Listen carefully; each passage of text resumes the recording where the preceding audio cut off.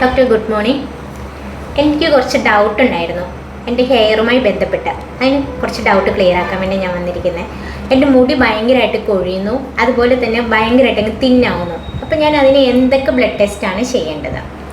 നമ്മൾ മുടി പൊഴിച്ചിൽ ധാരാളമായിട്ട് മുടി പൊഴിയുക, അതേപോലെ മുടി തിന്നാവുമ്പോൾ നമ്മൾ മെയിനായിട്ട് അത് കണ്ടിന്യൂസ് ആയിട്ട് നിൽക്കുവാണെങ്കിൽ നമ്മൾ പ്രധാനമായിട്ട് 2 ബ്ലഡ് ടെസ്റ്റുകളാണ് മെയിനായിട്ട് ചെയ്യേണ്ടത്. ഒന്ന് വൈറ്റമിൻ ഡിയുടെ ടെസ്റ്റും ഒന്ന് ഫെറിറ്റിനും. ഫെറിറ്റിൻ എന്ന് പറയുന്നത് നമ്മുടെ ശരീരത്തിലെ അയൺ ബൈൻഡിങ് കപ്പാസിറ്റിയെ നിശ്ചയിക്കുന്ന ഒന്നാണ് ഈ ഫെറിറ്റിൻ എന്ന് പറയുന്നത്. വൈറ്റമിൻ ഡിയും ഫെറിറ്റിനും കറക്റ്റ് ചെയ്യുമ്പോൾ നമ്മുടെ ഒരുമാതിരിയുള്ള നമ്മുടെ നന്നായിട്ടുള്ള മുടി പൊഴിച്ചിലും അതേപോലെ മുടി പൊട്ടിപ്പോവുക എന്ന് പറയുന്ന ആ കണ്ടീഷനെയൊക്കെ നമുക്ക് കൺട്രോൾ ചെയ്യാൻ സാധിക്കും.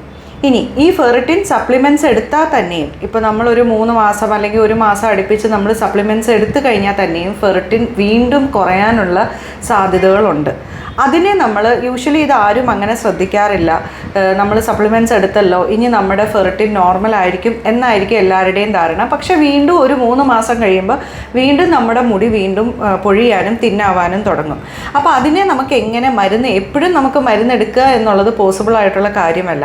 അപ്പോൾ നമുക്ക് എങ്ങനെ അതിനെ നമുക്ക് മരുന്നില്ലാതെ തന്നെ, അതായത് ഫെറിറ്റിൻ നമ്മൾ സപ്ലിമെൻറ്റ്സ് എടുത്ത് നമ്മുടെ നോർമൽ വാല്യൂവിലേക്ക് എത്തിക്കഴിഞ്ഞാൽ അതിനെ എങ്ങനെ നമുക്ക് കൺട്രോൾ ചെയ്ത് നിർത്താം എന്നുള്ളതാണ്.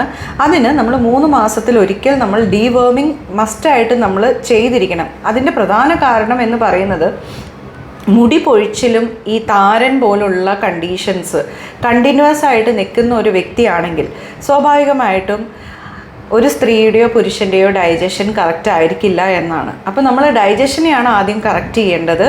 ഡൈജഷൻ കറക്റ്റ് ചെയ്യുക വഴി ഒന്നെങ്കിൽ ഫുഡ് വഴി കറക്റ്റ് ചെയ്യുക, അതേപോലെ തന്നെ ഡീവേമിങ് 3 മാസത്തിലൊരിക്കൽ നമ്മൾ ഡീവേമിങ് ചെയ്തിരിക്കണം.